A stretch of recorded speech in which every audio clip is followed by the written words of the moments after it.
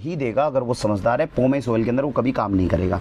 इसी तरीके से अगर आप वुडन पेस्ट है, लकड़ी के कोलू से, और आपने उस तरीके से अगर निकाला तो बादाम का तेल निकाल सकते हो। इसी तरह नीम के जो फ्रूट होते हैं उनसे अगर निकालोगे तो नीम का तेल निकाल सकते हो। नीम के तेल की क्या बेनिफिट है, नाभि के अंदर लगाओगे तो एक्ने नहीं होगा, ये सबसे बढ़िया बेनिफिट है। बालों के अंदर लगाओगे तो डैंड्रफ नहीं होगा, ये नीम के तेल का बेनिफिट है। आलमंड ऑयल का क्या खासियत है, सर्दियों में नाभि में लगा लो, चेहरे की जो रौनक है उसको बढ़ा देगा।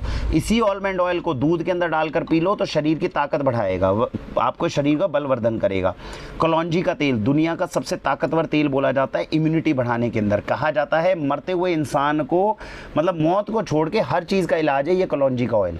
अगर इंसान 1/4 चम्मच ले ले, खासकर सर्दियों में, क्योंकि कलौंजी की तासीर थोड़ी गर्म होती है, 1/4 चम्मच हर रोज ले ले तो शरीर के ना जाने कितने रोगों का नाश ये अकेला कर सकता है। तो हल्दी के बाद दुनिया की सबसे ताकतवर औषधि बोली जाती है कलौंजी, जो इसको समझे उसका तेल होता है ये हो गया हमारे पास कैस्टर ऑयल। क्या इसका फ़ायदा होता है, थोड़ा सा 1/4 चम्मच भी अगर आपने पानी के अंदर मिक्स करके सुबह खाली पेट पी लिया तो मोशन करा देगा। कई लोग होते हैं जिन्हें कॉन्स्टिपेशन की समस्या होती है, वो इसका उपयोग कर सकते हैं। प्रेगनेंसी में भूल कर भी ना करें, ध्यान रखना होता है। तो ये कैस्टर ऑयल जो है इस पर्पज़ के लिए इस्तेमाल होता है। फ्लैक्सीड ऑयल किस चीज़ के लिए इस्तेमाल होगा, अलसी के बीज का तेल है, बहुत बढ़िया होता है। ओमेगा 3 फैटी एसिड, ओमेगा 6, आजकल इस तरह की कहानियाँ चलती हैं। हार्ट के लिए बोलते हैं, हृदय के लिए अच्छा है।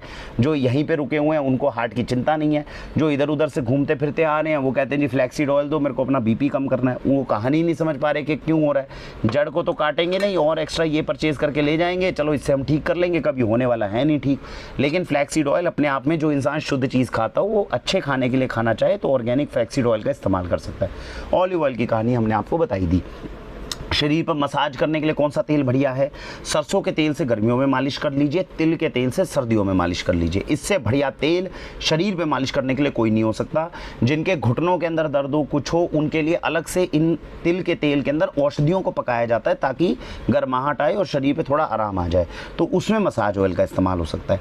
ये है पूरे तेल की, मैंने आपको ऊपर से नीचे तक सारी चीज़ें बताई हैं।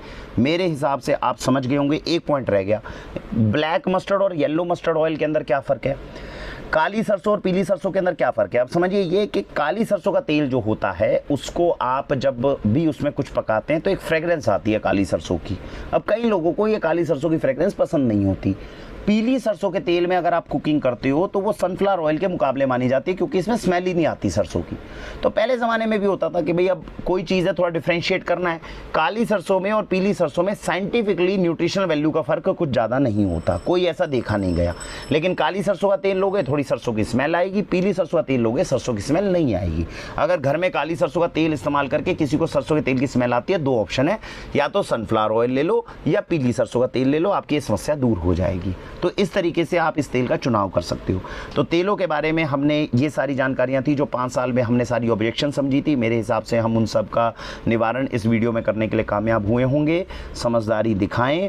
हम जितना पैसा सोचते हैं कि ऑर्गेनिक महंगा है, इसको नहीं लेंगे, इसको नहीं लेंगे, केवल हम अपने आप को मूर्ख बना रहे हैं और कुछ नहीं कर रहे। एग्जाम्पल देता हूँ, ये जो ऑर्गेनिक तेल है ना सरसों का, जिसका आज का रेट मैंने आपको 300 बताया है, आज से ठीक 1.5 साल पहले ये 200 रुपये का था। और जब हमने लोगों को बोला भाई 200 रुपये का सरसों का तेल मिला, आज से 1.5 साल पहले 2020 की बात कर रहा हूँ मैं, 200 रुपये लीटर था तेल मेरे पास में, और 200 रुपये का लीटर का तेल मिला, तब मार्केट में 120 का मिल रहा था। जितनों को बताया सारे लोग क्या बोले, अरे भाई साहब महंगा है, ये नहीं ले सकते, बहुत महंगा है भाई साहब, 200 रुपये लीटर में तो लूट जाएंगे। अरे नहीं लो भाई, कोई बात नहीं। जो समझदार थे उन्होंने ले लिया। आज 2022 में क्या कर रहे हो, मार्केट के अंदर 180-200 रुपये का लीटर का तेल है, अब ये 300 पे पहुँचा हुआ है। अब भी वो यही कह रहे हैं 300 रुपये का महंगा है।